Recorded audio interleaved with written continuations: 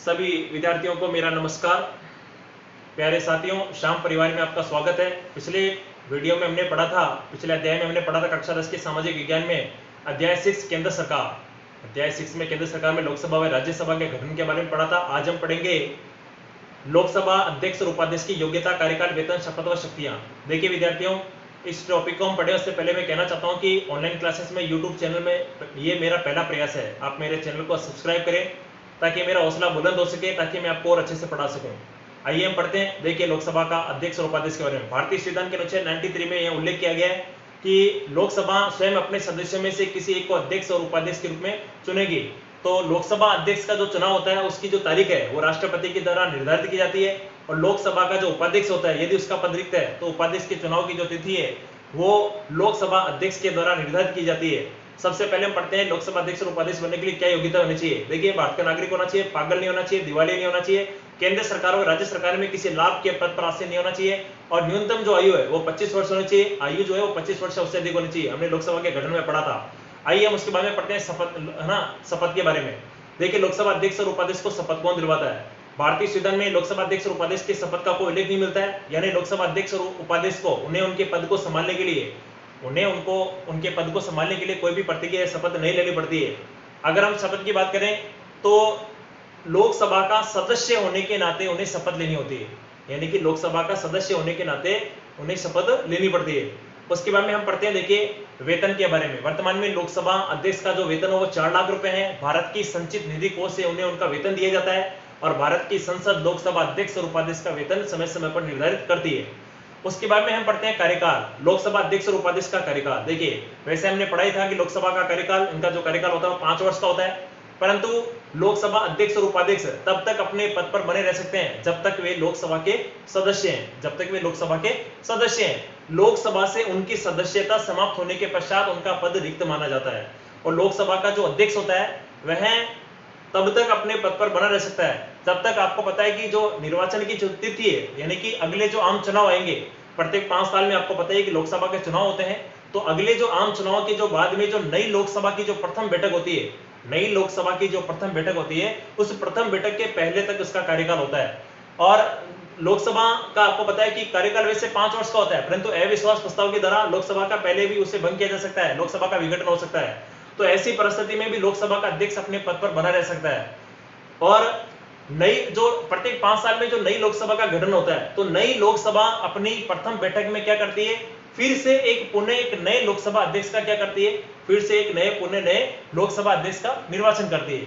तो ये हमने पढ़ा कार्यकाल के बारे में। इसके बारे में हम पढ़ते हैं, देखो त्यागपत्र, यानी लोकसभा के अध्यक्ष और उपाध्यक्ष चाहे तो समय से पूर्व अपना त्यागपत्र दे सकता है, इस्तीफा दे सकता है। तो लोकसभा का जो अध्यक्ष है वो लिखित रूप में अपना जो त्यागपत्र है वो लोकसभा उपाध्यक्ष को देगा, और लोकसभा का जो उपाध्यक्ष है वो अपना त्यागपत्र अध्यक्ष को देगा। और उसके बाद में ये तो हमने त्यागपत्र के बारे में पढ़ा है। अब हम पढ़ते हैं लोकसभा की जो मुख्य रूप से जो शक्तियां हैं, अध्यक्ष की और उपाध्यक्ष की जो शक्तियां हैं उसके बारे में हम पढ़ेंगे। आइए हम लोकसभा अध्यक्ष और उपाध्यक्ष की शक्तियों के बारे में पढ़ते हैं। देखिए भारतीय संविधान के अनुसार अगर अपन देखें तो भारत के जो लोकसभा अध्यक्ष है उसको ब्रिटिश लोकसभा या ब्रिटिश लोक सदन के जो अध्यक्ष है उसी के समान इससे शक्तियां प्राप्त है ना। यानी कि हमारे भारत के जो लोकसभा अध्यक्ष है उसको ब्रिटिश लोकसभा के अध्यक्ष की समान शक्तियां प्राप्त है। तो सबसे पहले हम पढ़ते हैं कि लोकसभा जो अध्यक्ष है उसकी जो शक्तियां हैं, पहले नंबर की लोकसभा अध्यक्ष की क्या शक्तियां हैं। पहले नंबर पे देखिए कि लोकसभा का जो अध्यक्ष है वो संसद की दोनों सदनों की संयुक्त बैठक की अध्यक्षता करता है। लोकसभा का जो अध्यक्ष है वो संसद के दोनों सदनों की संयुक्त बैठक की अध्यक्षता करता है। तो पहली शक्ति तो ये हो गई। दूसरी बात ये है कि लोकसभा का जो अध्यक्ष है वो सदन की कार्रवाई का संचालन करता है। लोकसभा अध्यक्ष है वो सदन की जो आपको पता ही है लोकसभा संसद का निम्न सदन है, इसको अस्थायी सदन कहते हैं, जनता का सदन कहते हैं, लोकप्रिय सदन कहते हैं। तो लोकसभा का जो अध्यक्ष होता है वो सदन की कार्रवाई का संचालन करता है। दूसरी शक्ति मैं आपको बताता हूं कि लोकसभा का अध्यक्ष और क्या करता है। सदन की बैठक के लिए आपको पता है जो गणपूर्ति होती है ना, लोकसभा की जो कुल सदस्य संख्या होती है, कुल सदस्य संख्या में गणपूर्ति होती है, कोरम होती है। यानी कोई भी बैठक आयोजित की जाएगी तो उसमें न्यूनतम सदस्य संख्या यानी 1/10वां भाग, 1/10 भाग अगर मान लो सदन में उपस्थित नहीं है, कुल सदस्य संख्या का 1/10वां भाग अगर सदन में उपस्थित नहीं है तो लोकसभा का जो अध्यक्ष है वो सदन की कार्रवाई को स्थगित कर सकता है, उसे निलंबित कर सकता है। तीसरी शक्ति के बारे में मैं आपको बताता हूं कि लोकसभा का जो अध्यक्ष है उसकी अनुमति के बिना, यानी कि जो संसद के सदस्य है उनको बोलने की जो अनुमति है वो लोकसभा के अध्यक्ष के द्वारा दी जाती है। बोलने का जो समय होता है उसका निर्धारण भी लोकसभा के अध्यक्ष के द्वारा किया जाता है। उसके बाद में मैं आपको बताना चाहता हूं कि लोकसभा का जो अध्यक्ष है वो यह निर्णय करता है कि कोई विधेयक धन विधेयक है अथवा नहीं। इसका निर्णय कौन करता है? लोकसभा का अध्यक्ष करता है। लोकसभा संसद व राष्ट्रपति के बीच में सारा पत्र व्यवहार करती है।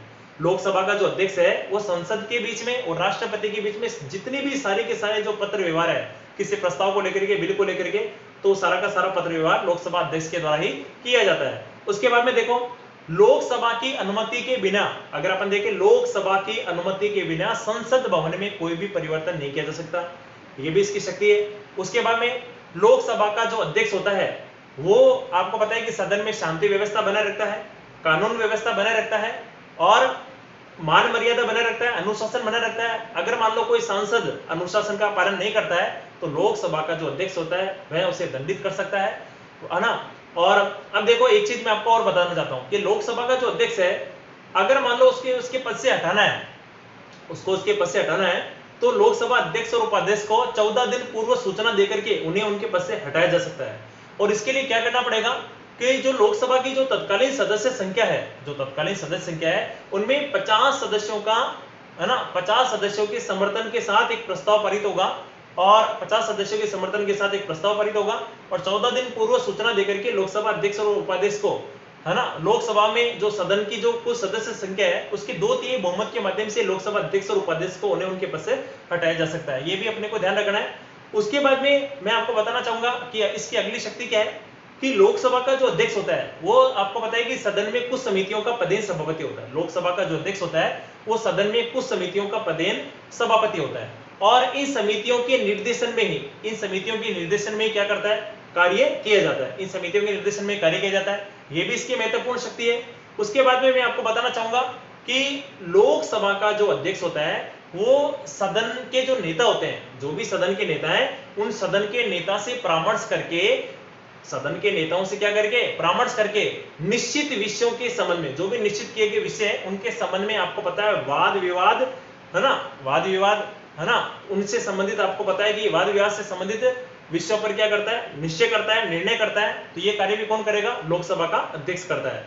तो आज हमने पढ़ी लोकसभा अध्यक्ष की शक्तियां, योग्यता, कार्यकाल, वेतन और शपथ। और हम अगली वीडियो में पढ़ेंगे राज्यसभा का सभापति, उपसभापति, उसकी योग्यता, कार्यकाल, वेतन, शपथ और शक्तियां। जैसे कि विद्यार्थियों आपको पता है कि हमारे भारत में अभी वर्तमान में लोकसभा के अध्यक्ष कौन है? वर्तमान में लोकसभा के अध्यक्ष है हमारे राजस्थान में कोटा सांसद, जिनका नाम है ओम बिरला जी। और वर्तमान में लोकसभा उपाध्यक्ष का जो पद वो रिक्त है। भारत में पहले जो लोकसभा के जो अध्यक्ष थे उनका नाम था गणेश वासुदेव मावलकर। और वर्तमान की और दूसरी बात मैं आपको बताना चाहता हूं कि हमारी जो पहली जो महिला लोकसभा अध्यक्ष जो थी उसका नाम था मीरा कुमार। ये बातें हमें कॉमनली पता होना चाहिए और हमारे सिलेबस के अनुसार ये सब दिया हुआ है, तो हमने ये पढ़ा है। और भी मैंने ऐसी कुछ जानकारी है जो हमने आपको अतिरिक्त बताई है और ये इन सब के बारे में आपको जानकारी होनी चाहिए। और हम अगली वीडियो में एक बार फिर मिलेंगे। तब तक के लिए धन्यवाद। जय हिंद, जय भारत।